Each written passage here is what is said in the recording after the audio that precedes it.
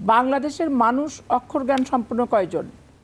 আমি তো অধিকাংশ রাজমিস্ত্রি কাঠমিস্ত্রি খেটে খাওয়া মানুষ মোবাইল নাম্বার সেভও করতে জানে না, বাটন টেলিফোনে ওই লাস্টের নাম্বার কার কত এটা মনে রাখে তারা, এবং এখনও টিপসই দিয়ে তারা জমি রেজিস্ট্রি করে, রেজিস্ট্রি অফিসে আপনি যেয়ে দেখবেন। আমি লয়ার হিসেবে ওকালতনামা পাই টিপসই দিয়ে, অনেকেরই স্বাক্ষর জ্ঞানও তার নাই।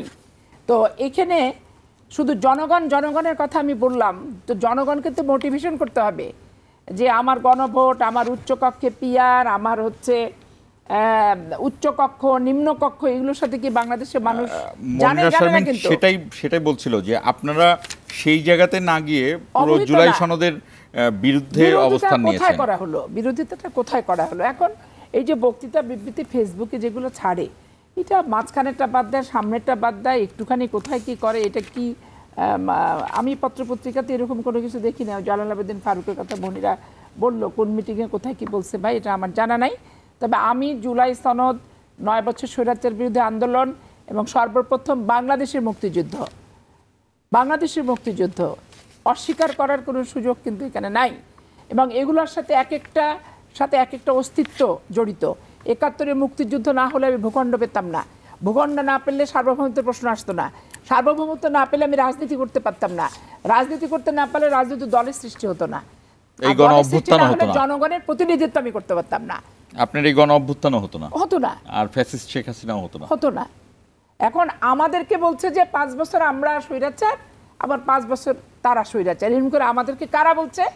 এই তত্ত্বাবধায়ক সরকার, তত্ত্বাবধায়ক তো অন্তর্বর্তীকালীন সরকার উপদেষ্টারা দীর্ঘদিন বাবক বলে আসতেছে যে আমরা 2 দল হচ্ছে স্বৈরাচার। আচ্ছা, এখন ওনারাই তো স্বৈরাচারী আচরণ করছেন, কারণ ওনারা মাছের ভাগার মতো করে ঐক্যবাদ কমিশনের সুপারিশ গুলো ওনারা দিয়েছেন। একটু যদি আমাকে সুযোগ দেন, আমি আরো একটি বাক্য এটার সাথে যুক্ত করে দিতে চাই। এরকমই আর একটি বাক্য যে এই দুটি দল নিয়ে আওয়ামী লীগের সঙ্গে বিএনপিকে মিলিয়েই আজকে সিরাজগঞ্জ 4 উল্লাপাড়া আসনের জামাত মনোনীত সংসদ সদস্য প্রার্থী মাওলানা রফিকুল ইসলাম খান, তিনি সহকারী সেক্রেটারি জেনারেল জামাতের, বলেছেন যে ভারতের অতিরিক্ত দালালি যেসব দল করেছে তাদের এখন ভরাডুবি হয়েছে, এবং এই ভারতের দালালি করে আওয়ামী লীগ এবং জাতীয় পার্টির ভরাডুবি হয়েছে, এবং আসলে তারা ইঙ্গিত করেছে বিএনপির দিকেও, যে বিএনপিকে সবলকে সব শালাকে ছেড়ে দিয়ে গ্রে শালাককে ধর, একটা প্রবাদ আছে।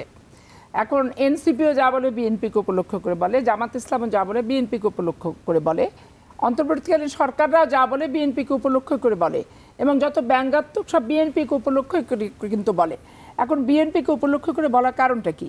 এটা প্রথম কারণ আমি যেটা মনে করি জেলাসিটা কোথায়, যে বাংলাদেশের সর্বোচ্চ সময় এই সংগঠনটা সরকারি দল এবং বিরোধী দল দুটাতে জায়গায় দায়িত্ব পালন করে আসছে। তো আবার এই দলের প্রতীক নিয়ে জামাত ইসলাম দীর্ঘদিন যাবৎ ভোট করছে, 2001 সালে নির্বাচন করছে, লাস্ট 2018 সালেরও ধানের শীষ প্রতীক নিয়ে নির্বাচন করছে।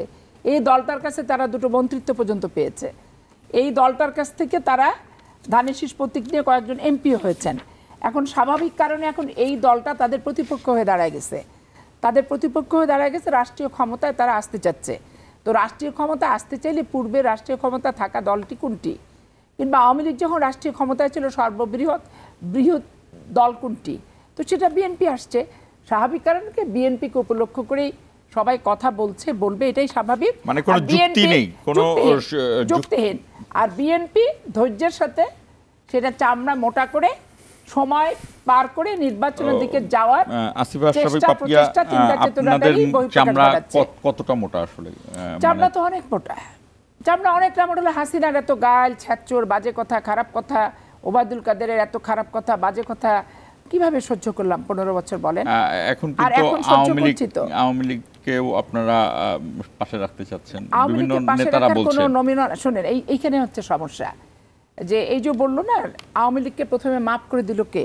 জামাত ইসলামের আমির, যে ক্ষমা করে দিলাম, সাধারণ ক্ষমা। তাহলে বাংলাদেশে এই যে ক্ষমতায় আসার গেট আপটা কে দেখালো? জামাত ইসলাম দেখালো, যে উনি সরকার প্রধান, উনি ক্ষমা করে দিলেন।